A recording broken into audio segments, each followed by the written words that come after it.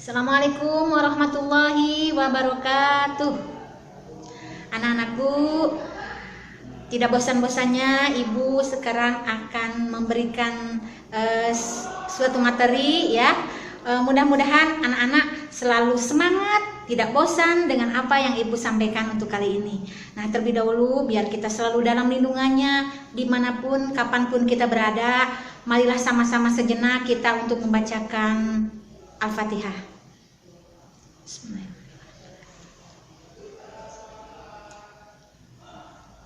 Ya, selesai ya. Anak-anak nanti kalian ikuti saja untuk membaca. Kalau yang tidak sempat dan tidak melihat tayangan Ibu secara langsung, kapanpun kalian nanti membuka, silakan untuk berdoa sebisa kalian. Mudah-mudahan dengan berdoa kita selalu terhindar dari bahaya yang saat ini menghantui negeri kita, bahkan bukan negeri kita saja, menghantui seluruh jagat raya ya, di dunia, karena ini masalah global ya. Dan tentunya kita pun tahu bahwasannya bencana di mana-mana. Mungkin kalian yang terdekat dengan kita yang berada di Tanjung Sari ya, tentunya sangat mencekam, mengiris hati kita, membuat suasana ibadah kita, dan hanya mungkin saat ini hanya doa yang bisa kita berikan untuk beliau-beliau yang selamat maupun yang meninggal ya karena tertimpa reruntuhan atau longsor ya. Ibu tidak bosan-bosan kepada kalian untuk selalu mengingatkan, selalu ingat kepada Allah dan selalu berdoa. Mudah-mudahan Allah selalu menjaga kita kapanpun dan dimanapun kita berada ya. Dan tentunya tidak bosan-bosannya Ibu selalu mengingatkan kepada kalian untuk tetap mematuhi pesan Ibu, yaitu mencuci tangan sesering mungkin, jaga jarak, jangan berkerumun, dan tentunya berdoa ya, berdoa agar Allah selalu melimpahkan keselamatan kepada kita dan keluarga kita. Amin ya robbal alamin. Anak-anakku, silahkan seperti biasanya kalian untuk mengabsen kalian di grup kelas masing-masing ya. Sesudah itu silahkan kalian simak apa yang akan Ibu sampaikan. Untuk kesempatan ini Ibu akan menyampaikan materi tentang tata krama, sopan santun, dan rasa malu ya. Ibu akan menyampaikan secara garis besarnya saja, secara poin-poinnya saja, agar kalian lebih mendalami, lebih mau menggali dari sumber lain, sehingga pengetahuan kalian lebih luas ya tentang materi ini. Oke, kita mulai saja anak-anakku ya. Sudah siap kalian? Oke, Ibu harapkan kalian sekarang sudah standby melihat tayangan Ibu ya. Kalian cermati saja, kalian kalau kata orang Sunda mah regepkeun dengan seksama ya. Silahkan kalian ya. Yang pertama dulu, Ibu akan menjelaskan tentang pengertian tata krama dan sopan santun ya. Tata krama itu kan berasal dari dua kata, tata dan krama. Kalau tata itu artinya aturan ya, peraturan. Kalau krama itu artinya sopan santun. Jadi bisa kalian jawab enggak? Ya, tentunya sebetulnya ini tidak usah Ibu jelaskan. Kalian pun sudah paham apa ini maksud dengan tata krama. Ya, tata krama itu aturan tentang bagaimana kita berperilaku supaya kita bisa lebih santun, lebih punya moral, baik di hadapan diri sendiri, di hadapan Allah ya. Mungkin kalian bisa jelaskan. Kalau misalnya kita bertatap muka nanti, mudah-mudahan ya, walaupun mungkin kalian hanya beberapa bulan lagi, masih Allah ada kemungkinan mungkin kita untuk bisa berjumpa, karena terus terang Ibu selama semester kemarin dan semester sekarang sangat kangen kepada kalian ya, ingin melihat perilaku kalian, sopan santun kalian seperti apa sih di sekolah ya. Sayangnya sampai saat ini kita masih tidak diperbolehkan, mungkin belum izin Allah untuk kita bisa bertatap muka. Padahal ingin sekali Ibu rasanya ingin bertemu dengan kalian, ingin page to page ya, melihat wajah kalian satu persatu ya, melihat kalian bagaimana sikapnya di sekolah secara langsung ya. Nah, tapi nggak apa-apalah, nggak jadi pikiran. Yang penting Ibu percaya kepada kalian, kalian mempunyai etika, mempunyai sopan santun, tata kramanya yang bagus ya, baik di sekolah, di masyarakat, di keluarga sendiri, terutama kepada kedua orang tua ya. Jadi ibu ulangi lagi, yang namanya tata krama itu adalah aturan tentang bagaimana kalian bisa bersikap sopan santun, berperilaku baik ya, baik di keluarga maupun di masyarakat ya. Terutama ibu sangat mengharapkan karena kalian itu masih tinggal dengan orang tua, baik dengan ayah ibu, atau ada yang tinggal dengan kakaknya, ada tinggal dengan uanya mungkin, dengan neneknya, atau dengan siapapun, yang penting masih dengan family kalian. Ibu harapkan kalian bisa bertata krama, bersopan santun ya. Oke, ibu ulangi lagi, kalian baik tinggal dengan siapapun, yang jelas dengan family ya, mau dengan orang tua, dengan bibi, dengan kakak ya. Yang penting bagaimana caranya supaya kalian mempunyai rasa, mempunyai tata krama, sopan santun yang bagus ya. Bagaimana coba? Ibu mau bertanya kepada kalian. Wah, sayangnya kita belajarnya PDR sehingga kalian tidak terdengar ada yang menjawab ya. Seandainya mungkin kalian sudah rame nih mau menjawab ya, tapi sayang tidak terdengar oleh ibu ya. Oke, ibu jelaskan bagaimana tata krama sopan santun kalian terhadap keluarga, terutama kepada ayah dan ibu ya. Tentunya kalian harus berperilaku yang baik. Bagaimana yang baik itu? Menurut agama Islam, yaitu kalian kalau disuruh contohnya tidak boleh menolak. Contohnya anu kasep atau pinu geulis dipiarang sertarasi, jangan gengsi, jangan malu ya kalau sudah disuruh sama orang tua ya. Karena orang tua pun dengan sekuat hati tidak pernah malu ya, tidak pernah malu untuk melahirkan kalian. Bahkan orang tua tidak pernah malu, merasa malu ketika ya, kalau malu pun mungkin sebentar ketika mendengar anaknya, misalkan contohnya ada kalian yang dipanggil oleh guru BP gara-gara kalian sering bolos sekolah ya. Orang tua itu malu sebetulnya, cuma berusaha untuk tidak malu. Kenapa? Ya berusaha untuk tegar ya, berusaha untuk tegar.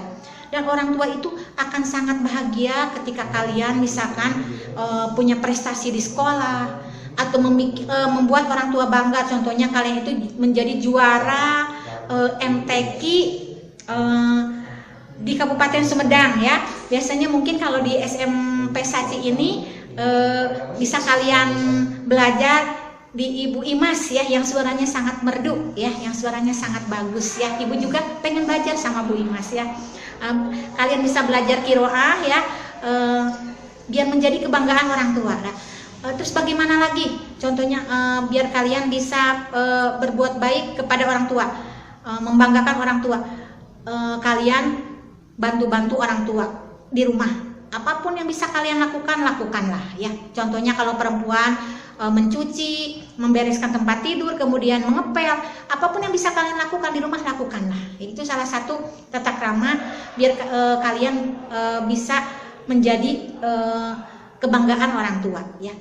Contohnya di masyarakat, bagaimana kalian bisa bertata krama? Contohnya ketika kalian melewati orang lewat ya di jalan, kalian sedang jalan, kemudian melewati rumah tetangga. Nah, kalian mencoba membungkukkan badan ya, membungkukkan badan untuk sejenak ya. Mungkin seperti ini ya, punten kalau kata orang Sunda ya, ketika kita mau lewat. Kemudian kalau ada orang yang lebih tua, kalian bersalaman, kemudian suntangan lah istilahnya. Itu juga sudah menunjukkan bahwa kalian punya tata krama ya, tata krama yang baik ya. Nah, sekarang apa manfaatnya sih kalian punya tata krama itu, punya sopan santun itu? Ya, yang pertama kalian akan mendapat pahala dari Allah, itu sudah tentu ya. Yang kedua, kalian akan mendapatkan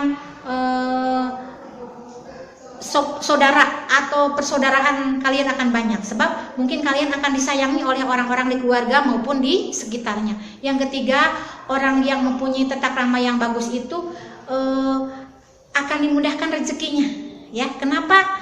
Karena biasanya rezeki itu datangnya bukan lewat dari orang-orang terdekat saja, bisa juga dari teman ya, atau dari lingkungan sekitar ya. Nah, itu mungkin yang bisa Ibu sampaikan tentang tata krama. Yang selanjutnya, rasa malu. Apa yang dimaksud dengan malu? malu adalah benteng perilaku kita untuk tidak berbuat maksiat. Ya. Bagaimana filter kita, badan kita, pikiran kita, mata kita, telinga kita untuk tidak melakukan maksiat. Ya, itu sebagai benteng kita untuk tidak melakukan suatu kejelekan, suatu maksiat, yaitu yang dimaksud dengan rasa malu, ya. Nah, rasa malu ini kepada siapa saja kita harus punya rasa malu. Yang pertama, rasa malu kepada Allah. Nah, bagaimana dengan rasa malu kepada Allah? Kalau orang sudah punya rasa malu kepada Allah, tentunya dia akan melaksanakan apa yang Allah perintahkan dan akan menjauhi apa yang dilarang oleh Allah. Ya. Yang kedua, rasa malu kepada diri sendiri. Ya, rasa malu ketika kita akan berbuat salah. Contohnya ketika kita berleha-leha, malah ngomong-ngomong HP, sementara ini endingnya sudah jam berapa, sudah injury time. Ini nggak ada injury time sih sebetulnya dalam sholat itu, sudah mau limit waktu, kita masih ngomong HP, sementara waktu sholat sudah mau selesai. Coba kalian minimalnya punya rasa malu bahwa kalian sudah diberikan mata untuk melihat, tangan untuk meraba, kemudian telinga untuk mendengar sama Allah. Ya, rasa malu itu akan mendorong kalian untuk segera melakukan sholat, untuk segera berwudu. Ya, ketika mendengar suara adzan, apalagi kita setiap maghrib dari hari Senin sampai hari Jumat, kita diperintahkan oleh Bapak Bupati, Bapak Doni Ahmad Munir untuk selalu mengikuti maghrib mengaji. Ya. Bagi yang kalian yang tidak punya kuota, Ibu maklumi. Tapi kan tidak selamanya kalian tidak punya kuota. Nah, bagi yang sudah punya kuota tentunya sudah siap-siap kalian dari mulai jam 6 sesudah maghrib kalian sudah siap, sudah ready untuk mendengarkan, untuk mengikuti MO atau maghrib mengaji. Ya, itu ya rasa malu kepada diri sendiri. Jadi punya rasa tanggung jawab bahwa kita itu sama Allah sudah dikasih panca indera yang bisa kita gunakan. Ya, naudzubillah min dzalik. Mungkin kalian melihat teman kalian yang matanya cuma sebelah, yang tidak ada tangannya, yang mereka ingin punya badan yang utuh seperti kita. Nah, makanya kita jangan sia-siakan kesempatan yang Allah berikan kepada kita. Kemudian rasa malu kepada orang lain. Ya, ini termasuk kepada orang tua, kepada sanak famili, dan kepada teman, kepada seluruh manusia. Ya, kalau kita mau melakukan suatu kesalahan, minimalnya mungkin kita mempunyai rasa izin lah, izin lamun misalkan mau mengobrolkan dia, mau menggunjing dia, kita malu, kita introspeksi dulu kepada diri kita sendiri, apakah kita sendiri sudah baik? Ya, panghesena panginten benten sorangan sabab teu katingali benten batur mah babari. Ya, kecuali kita memegang kaca full 24 jam, karena kita tidak memegang cermin 24 jam, sehingga kita sulit sebetulnya untuk mengintrospeksi diri sendiri. Nah, pada kesempatan ini Ibu tidak bosan-bosannya untuk selalu mengingatkan, marilah mungkin kita lebih banyak untuk berintrospeksi diri, ya.